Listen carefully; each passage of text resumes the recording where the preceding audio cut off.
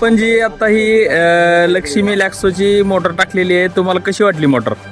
अगदी व्यवस्थित आहे. फिटिंग चांगली चालू आहे आणि पाण्याचं सुद्धा एकदम हे करून दिलं आम्हाला. म्हणजे अनेक नळ्या जोडायच्या राहिल्या तरी पण आम्हाला ती सक्सेसफुल वाटलं. तरी पण आता व्यवस्थित सगळं काम तर व्यवस्थित चालू आहे त्या पद्धतीने. आणि पाणी बी चांगल्या पद्धतीचं असल्यामुळे त्यात बी समाधान आहे. आणि मोटारीचा तर काही आवाज नाही किंवा काय नाही, अगदी व्यवस्थित काम चाललेलं आहे.